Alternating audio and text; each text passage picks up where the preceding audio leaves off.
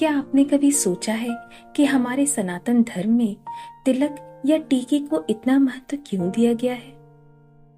वास्तव में जहाँ तिलक लगाया जाता है वो दोनों आंखों के मध्य तीसरे नेत्र का स्थान माना जाता है।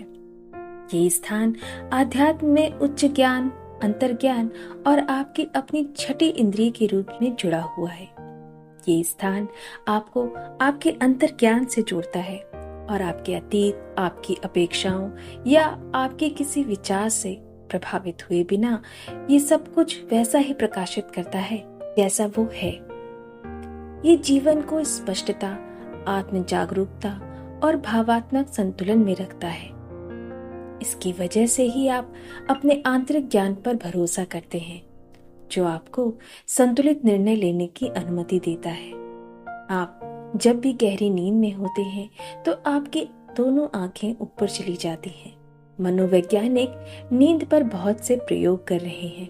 उनके अनुसार आपकी आंख की पुतली कितनी ऊपर गई है उससे तय किया जाता है कि आप कितनी गहरी नींद में हैं। जितनी आंख की पुतली नीचे होती है उतनी ज्यादा वो गतिशील होती है और आंख की पुतलियों की जितनी गति होती है उतनी तेजी से आप सपना देख रहे होते हैं।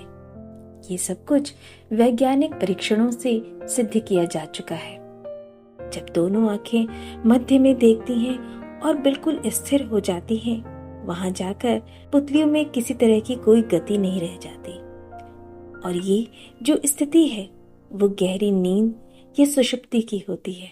योग कहता है कि गहरी सुषुप्ति में हम वहीं पहुंच जाते हैं जहां समाधि में होते हैं।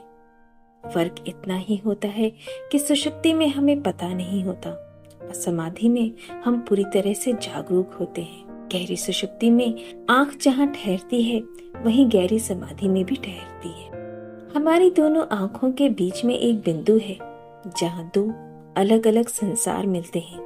वो बिंदु द्वार है। उसके इस पार वो जगत है जिस जगत से हम परिचित हैं और उसके उस पार एक अपरिचित अलौकिक जगत है। उस अलौकिक जगत के द्वार, उस बिंदु के प्रतीक के रूप में सबसे पहले तिलक को खोजा गया। तिलक का एक निश्चित स्थान होता है।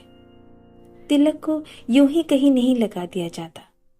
पहले वो बिंदु खोजा जाता है, उस द्वार को खोजा जाता है। जो व्यक्ति हाथ रखकर आपका वो बिंदु खोज सकता है वही आपको बता सकता है कि तिलक कहाँ लगाना है। हर कहीं तिलक लगाने का कोई प्रयोजन नहीं है। कहा जाता है कि प्रत्येक व्यक्ति का बिंदु भी एक जगह नहीं होता। ये दोनों आंखों के बीच तीसरी आंख है जो हर व्यक्ति की एक जगह नहीं होती। अंदाजन दोनों आंखों के बीच ऊपर इसकी स्थिति होती है, पर हर किसी में थोड़ा बहुत फर्क होता है। अगर किसी व्यक्ति ने पिछले जन्मों में बहुत साधना की है और समाधि के छोटे मोटे अनुभव किए हैं तो उसी हिसाब से वो बिंदु नीचे आता है। अगर इस तरह की कोई साधना नहीं होती तो वह बिंदु काफी ऊपर होता है। उस बिंदु की अनुभूति से ये जाना जा सकता है कि आपके पिछले जन्मों की साधना कुछ है या नहीं। आपका बिंदु, वो स्थान बताएगा कि ऐसी कोई घटना पिछले जीवन में घटी है या नहीं। अगर ऐसी घटना घटी है तो वो बिंदु नीचे होगा और करीब करीब दोनों आंखों के समतल भी आ सकता है, उससे नीचे नहीं। अगर बिल्कुल समतल बिंदु हो, दोनों आंखों के बिल्कुल बीच में आ गया हो तो जरा से प्रयास से ही आप समाधि में प्रवेश कर सकते हैं। इसलिए बहुत दफा कुछ लोग अकारण ही समाधि में प्रवेश कर जाते हैं। जैसे कि एक जैन साध्वी के जीवन की कथा है। वो कुएं से पानी भरकर लौट रही होती है कि अचानक घड़ा गिर जाता है और घड़े के गिरने के साथ उसको समाधि लग जाती है और पूर्ण ज्ञान उपलब्ध हो जाता है। श्री रामकृष्ण परमहंस के जीवन में भी कुछ इसी तरीके का उल्लेख है, जिसमें वे बचपन में उड़ते हुए पक्षियों को देख रहे थे और अचानक ज्ञान को उपलब्ध हो जाते हैं। ज्ञान का उपलब्ध होना घड़े या पक्षियों से संबंध नहीं रखता है, लेकिन ये घटना तब घट सकती है जब पिछले जन्म की यात्रा इतनी हो चुकी हो कि वो तीसरा बिंदु दोनों आंखों के बिल्कुल बीच में आ गया हो, क्योंकि तब शायद एक छोटे से आखिरी प्रयास की जरूरत होती है। पुराने दिनों में जब भी दीक्षा दी जाती थी तो दीक्षा वही देता था जो आपके समस्त जन्मों की सार संपदा को समझ पाता हो, अन्यथा नहीं दे सकता था, क्योंकि जहां तक आप पहुंच गए हैं आपको इससे आगे की यात्रा करनी होती है। अगर ठीक तीसरी आंख पर तिलक लगा दिया जाए, उसी मात्रा में उसी अनुपात का तिलक लगा दिया जाए जितनी बड़ी तीसरी आंख की स्थिति है, तो आपको पूरा शरीर छोड़कर उसी का स्मरण 24 घंटे रहने लगेगा। और ये स्मरण आपके शरीर बोध को कम करता जाएगा और तिलक बोध को बढ़ाता जाएगा। एक क्षण ऐसा आ जाता है जब पूरे शरीर में केवल तिलक ही स्मरण रह जाता है और बाकी सारा शरीर भूल जाता है। और जिस दिन ऐसा हो जाए उस दिन आप तीसरी आंख को खोलने में समर्थ हो सकते हैं। तिलक के साथ जुड़ी हुई साधना थी कि पूरे शरीर को भूल जाओ, सिर्फ तिलक मात्र की जगह याद रह जाए।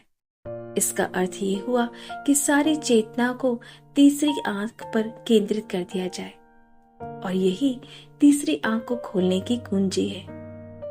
जब आप उस स्थान पर अपनी पूरी चेतना को केंद्रित कर दें और सारे शरीर से वो चेतना उस छोटे से स्थान पर लग जाए, जैसे कि हम सूर्य की किरणों को एक छोटे से लेंस के द्वारा एक कागज पे गिरा लें तो इकट्ठी हुई किरणें आग पैदा कर सकती हैं। वे ही किरणें जो सिर्फ धूप पैदा कर रही थी, वे आग पैदा कर सकती हैं यदि उन्हें एक जगह पर केंद्रित कर दिया जाए। हमारे शरीर में भी चेतना बटी रहती है, तो उस समय सिर्फ जीवन का काम चलो उपयोग ही उससे होता है। लेकिन अगर चेतना को तीसरे नेत्र के पास केंद्रित कर दिया जाए तो जो तीसरे नेत्र की बाधा है, जो द्वार है, वो टूट जाता है और हम उस आकाश को, जिसे चिदाकाश कहते हैं, देखने में समर्थ हो जाते हैं जो हमारे ऊपर फैला हुआ है।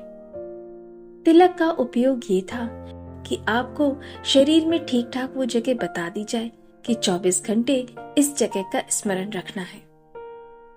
सब तरफ से चेतना को सिकोड़कर इस जगह ले जाना है। इसके लिए आपको रोज तिलक लगाते वक्त ठीक वहीं तिलक लगाना है जहां उस बिंदु का आपको एहसास होता है, जो हमारी तीसरी आंख का बिंदु है, जो हमारे संकल्प का भी बिंदु है। योग में इसे आज्ञा चक्र कहते हैं। आज्ञा चक्र इसलिए कहते हैं क्योंकि हमारे जीवन में जो कुछ भी अनुशासन है उसी चक्र से पैदा होता है। जो भी जीवन में व्यवस्था है उसी बिंदु से पैदा होती है। आज्ञा चक्र के सक्रिय होते ही शरीर आज्ञा देना बंद कर देता है और आज्ञा लेना शुरू कर देता है। पूरी की पूरी शरीर की व्यवस्था बदल जाती है। व्यक्ति अपने शरीर, मन और इंद्रियों का स्वामी हो जाता है। इस चक्र के सक्रिय ना रहने पर व्यक्ति केवल अपने शरीर, मन और इंद्रियों के पीछे ही भागता रहता है और उन्हीं की इच्छाओं की पूर्ति में लगा रहता है। इस चक्र का स्मरण जितना ज्यादा रहे उतना ही ज्यादा आपके भीतर स्वयं की प्रभुत्व शुरू हो जाती है। लेकिन इसके लिए इस चक्र का सक्रिय होना आवश्यक है। इस चक्र के सक्रिय होते ही आप विभिन्न दृष्टिकोणों के लिए खुल जाते हैं और दृष्टि, स्पर्श, ध्वनि, स्वाद, श्रवण की दी गई इंद्रियों से परे ज्ञान प्राप्त करने में सक्षम हो जाते हैं। भारत में योग के द्वारा इस चक्र को जगाने के लिए बहुत से प्रयोग किए गए हैं और तिलक उसमें से एक महत्वपूर्ण प्रयोग है। कहा जाता है कि स्मरण पूर्वक अगर कोई 24 घंटे उस चक्र पर बार बार ध्यान को ले जाता रहे तो उसके बहुत बड़े परिणाम आते हैं। अगर तिलक लगा हुआ हो तो बार बार ध्यान जाएगा। तिलक लगाते ही वह स्थान अलग हो जाता है, संवेदनशील हो जाता है। अगर तिलक ठीक जगह लगा हो तो संभवतः वो शरीर का सबसे अधिक संवेदनशील स्थान बन जाता है। उसकी संवेदनशीलता का स्पर्श करने और वो भी खास चीजों से स्पर्श करने की एक विधि है, जैसे चंदन का तिलक लगाना। हजारों प्रयोगों के बाद ये तय किया गया था कि चंदन को क्यों प्रयोग करना है। चंदन का तिलक उस बिंदु की संवेदनशीलता को और बढ़ाता है, गहन करता है। लेकिन ये कार्य हर तिलक नहीं करेगा। कुछ चीजों के तिलक तो उसकी संवेदनशीलता को खत्म कर देंगे, तो कुछ संवेदनशीलता को घटाते हैं तो वो नुकसान पहुंचाएंगे, और बढ़ाते हैं तो फायदा करेंगे। इसको ध्यान में रखते हुए ही कुछ विशेष चीजें खोजी गई थी, और जिनका उपयोग ही केवल करना चाहिए। यदि आज्ञा चक्र संवेदनशील हो सके, सक्रिय हो सके, तो आपके व्यक्तित्व में एक गरिमा, समग्रता पैदा होगी, और ये हमें अधिक सचेत, जागरूक और सतर्क बनाएगी। ज्ञान स्वाभाविक रूप से आने लगेगा, और साथ ही साथ हमारे आसपास की हर चीज का एक बड़ा दृष्टिकोण भी आ जाएगा। आत्मचिंतन और आध्यात्मिक चिंतन संभव होगा, जो स्पष्टता और उद्देश्य प्रदान करेगा। आप विभिन्न आयामों के लिए खुल जाएंगे, और इंद्रियों से परे अनुभव और ज्ञान को प्राप्त करने में सक्षम हो जाएंगे। तिलक की तरह टीके का भी प्रयोग शुरू हुआ, और ये विशेषकर स्त्रियों के लिए हुआ, जिसका कारण भी वही था। आध्यात्मिक उन्नति के लिए इसे प्रयोग किया जाता है। असल में स्त्रियों का आज्ञा चक्र थोड़ा कमजोर होता है, क्योंकि उसका सारा व्यक्तित्व समर्पण के लिए निर्मित किया गया है। उसके सारे व्यक्तित्व की खूबी समर्पण की है। आज्ञा चक्र अगर बहुत मजबूत होता है तो समर्पण करना मुश्किल हो जाता है। ये आश्चर्य की बात है कि स्त्रियों के आज्ञा चक्र को सक्रिय बनाने की कोशिश केवल इस देश में हुई है और कहीं नहीं। और ये कोशिश इसलिए हुई है कि अगर आज्ञा चक्र सक्रिय नहीं होता है तो आध्यात्मिक क्षेत्र में कोई उन्नति नहीं होती, साधना में गति नहीं होती। तो इसलिए आज्ञा चक्र को मजबूत करने की जरूरत है। लेकिन यदि ये आज्ञा चक्र बहुत अधिक मजबूत कर दिया जाए तो पुरुषत्व के गुण आने शुरू हो जाएंगे और समर्पण की भावना कम हो जाएगी, क्योंकि इसमें व्यक्ति भावनाओं से ऊपर उठने लगता है। इसलिए आज्ञा चक्र को टीके के माध्यम से किसी के साथ समर्पण की भावना के साथ संबद्ध कर दिया जाता है। उसके जोड़ने का कारण है, जब वो अपने सहारे खड़ी होगी तो एक तरह की कठोरता अनिवार्य हो जाती है। तब बहुत बारीकी से ख्याल किया गया, यदि उसको सीधा टीका लगा दिया जाए तो उसके व्यक्तित्व को नुकसान पहुंचेगा, कि समर्पण में बाधा होगी। स्त्री परिवार की धुरी होती है, उसका आधार होती है। यदि वो परिवार से जुड़ी है तो उसे परिवार को साथ लेकर के अपनी उन्नति करनी है। इसलिए उसकी आज्ञा चक्र को उसके पति से जोड़ा जाता है। इसके दोहरे फायदे होते हैं। उसके स्त्री गुण में कोई अंतर नहीं पड़ेगा और वो अपने पति परिवार के प्रति ज्यादा समर्पित हो पाएगी, और फिर भी उसकी आज्ञा का चक्र सक्रिय हो सकेगा। इसे ऐसा समझा जा सकता है कि आज्ञा का चक्र जिससे भी संबंधित कर दिया जाए उसके विपरीत नहीं जाता। यदि गुरु से संबंधित कर दिया जाए, गुरु के विपरीत नहीं जाता। पति से संबंधित कर दिया जाए तो पति के विपरीत नहीं जाता, और ईश्वर से संबंधित कर दिया जाए तो ईश्वर से विपरीत नहीं जाता। आपने देखा होगा कि जब भी आप किसी पूजा पाठ में बैठते हैं तो पूजा से पहले आपको टीका या तिलक लगाया जाता है, जिससे आप ईश्वर के प्रति, उस वातावरण के प्रति समर्पित और जागरूक हो जाए।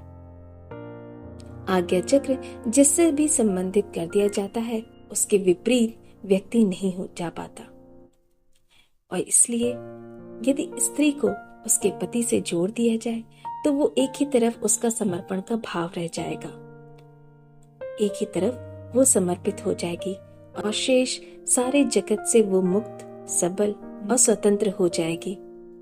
अब उसके स्त्रीत्व पर कोई बाधा नहीं है। इसीलिए जब पति मर जाता है तो वो टीका हटा दिया जाता है, क्योंकि अब उसके प्रति अनुगत होने का, समर्पित होने का सवाल नहीं रहा। हम अक्सर इस बात को नहीं समझते। हमको ख्याल है किसी भी स्त्री के विधवा हो जाने पे उसका टीका हटा दिया जाता है। इसे हटाने का एक मुख्य प्रयोजन है क्योंकि अब उसके समर्पित होने का कोई सवाल नहीं है और अब उसे पुरुष की भांति जीना पड़ेगा। उसमें जितनी जागरूकता, सबलता, स्वतंत्रता आ जाए उतनी उसके जीवन के लिए हितकर होगी। इस प्रकार हम देखते हैं कि टीके का प्रयोग बहुत ही गहरा है, लेकिन ठीक जगह हो, ठीक वस्तु का हो, ठीक नियोजित ढंग से लगाया गया हो तो ही वो कारगर होता है। यदि इसे सजावट या श्रृंगार के लिए लगाया जाए तो उसका कोई अर्थ नहीं, वो सिर्फ एक औपचारिक घटना बन जाती है। इसलिए जब पहली बार स्त्री को टीका लगाया जाता है तो उसका पूरा अनुष्ठान होता है विवाह के रूप में। इसी प्रकार जब गुरु पहली बार तिलक लगाए तो उसका पूरा दीक्षा अनुष्ठान करके ही लगाया जाता है और इससे बहुत ही सुखद परिणाम निकलता है।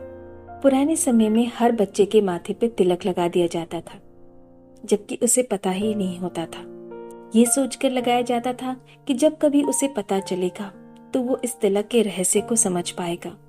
जब कभी उसकी चेतना इतनी समर्थ होगी तो वो इस तिलक का उपयोग कर पाएगा, इस बिंदु का उपयोग कर पाएगा। आपने देखा होगा कि तिलक के लिए हमारे देश में बहुत सम्मान है। जब भी कोई विशेष घटना होती है, शादी हो रही हो, पूजा पाठ हो रहा हो, कहीं कोई जा रहा हो, कुछ जीत के आया हो, तो तिलक लगाया जाता है। कभी आपने ध्यान दिया कि हर विशेष घटना के साथ तिलक को क्यों जोड़ा जाता है? इस तिलक को सुख के साथ जोड़ने का एक महत्वपूर्ण कारण है। जब भी सुख की कोई घटना घटे तो तिलक कर दिया जाता है, क्योंकि सुख याद रहता है और उसके साथ तिलक भी याद रहेगा। जब भी कोई सुख की घटना घटी है तो तिलक और सुख को एक कर दिया जाए तो तिलक को कभी भूला नहीं जा सकेगा। वो आपके स्मरण में हमेशा के लिए बैठ जाएगा। जब भी आप सुख को याद करेंगे तो आपको वो तिलक का स्थान, वो आज्ञा चक्र याद आ जाएगा।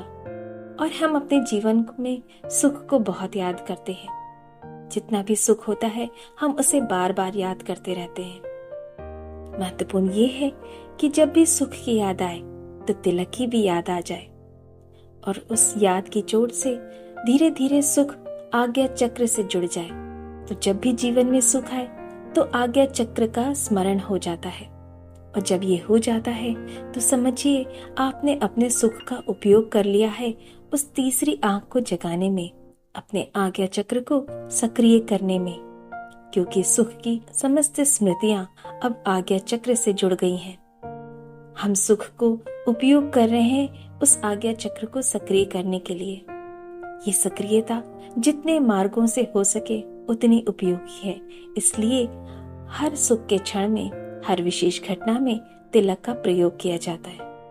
न केवल सुख में, बल्कि आपने ध्यान दिया होगा कि जब भी आप चिंता में होते हैं तो आपकी तीसरी आंख पर जोर पड़ता है। आपका पूरा माथा उस एक बिंदु पे आके सिकुड़ जाता है।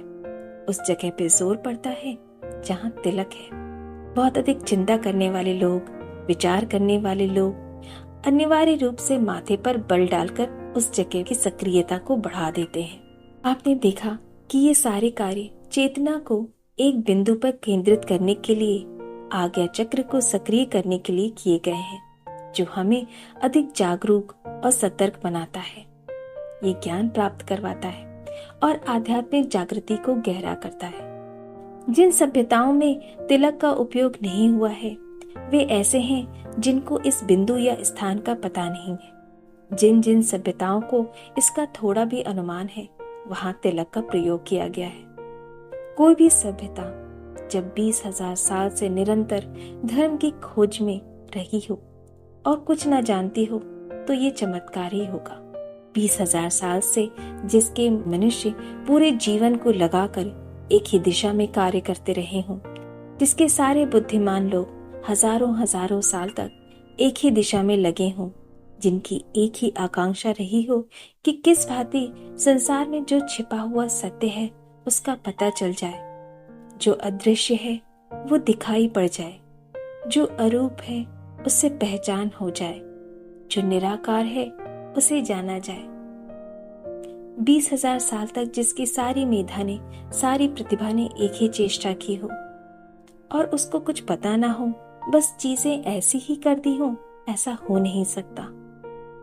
हमारे देश में जनमानस की आध्यात्मिक उन्नति के लिए ऋषि मुनियों ने ज्ञान प्राप्त करके अनगिनत प्रयोग और कार्य किए हैं और उसे जनमानस में फैलाया है। ये दुर्भाग्य है कि हमारे देश में सैकड़ों बार हमले हुए, लेकिन कोई भी हमलावर ठीक उस जगह हमला नहीं कर पाया। किसी ने धन लूटा, किसी ने जमीन ली, मकान, महल, खजाने लिए, पर हमारा जो अंतःस्थल था उस पर वो हमला नहीं कर पाया क्योंकि उसका ध्यान ही नहीं गया। लेकिन पश्चिमी सभ्यता ने इस देश के अंतःस्थल पर चोट करना शुरू किया और वो चोट करने का जो सरल तरीका था वो ये था कि आपके इतिहास को आपसे छिपा दिया जाए, भुला दिया जाए। आपके इतिहास और आपके बीच में खाई पैदा हो जाए जिसके बिना आप जड़ हो जाएंगे। 200 साल पहले हम जो कुछ भी जानते थे वो सब एक बार की खो गया। जब किसी चीज के सूत्र खो जाए तो अनजान मालूम होने लगती है।